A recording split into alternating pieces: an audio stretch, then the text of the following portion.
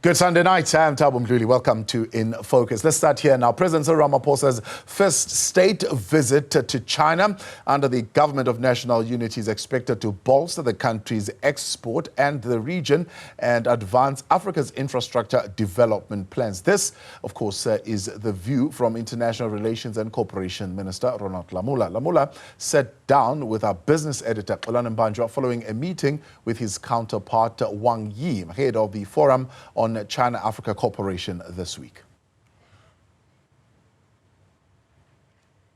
It is an important week for South Africa and the rest of the continent here in Beijing, China, where the Forum on China-Africa Relations, the summit, is taking place. It's such an important summit that it takes place once every 3 years. President Cyril Ramaphosa is for the first time leading a delegation under the Government of National Unity, and at least 10 ministers are going already in China to make sure that the voices of South Africa are actually heard. But most importantly, the Monday state visit, a full-day event, is of course a return visit to President Xi Jinping's visit in August last year at the Union Buildings. I'm joined now by Minister Ronald Lamola, who is the Minister of International Relations, to talk more about this particular week. But let me start here, Minister Lamola.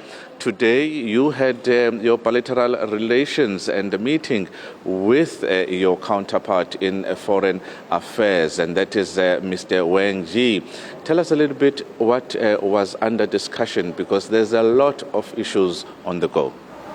Indeed, it was a very fruitful discussion that happened between two friendly nations, and we agreed on a number of issues. Firstly, bilateral issues related to political issues between the two countries to strengthen these bilateral relations.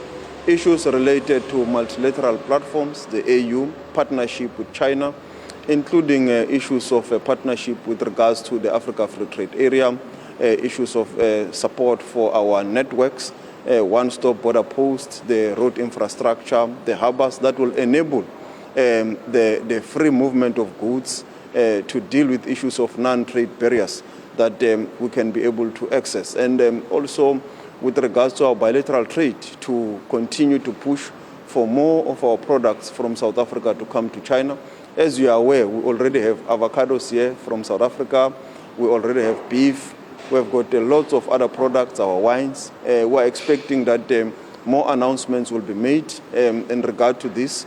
That will then also help us to deal with the trade deficit between the two countries, though China is a very big economy, but also on issues of beneficiations, local manufacturing in our country, and so forth. So there is a lot of agreements that will be announced tomorrow by the two heads of states that are responding to these issues of the discussion of today that preceded the engagements of tomorrow.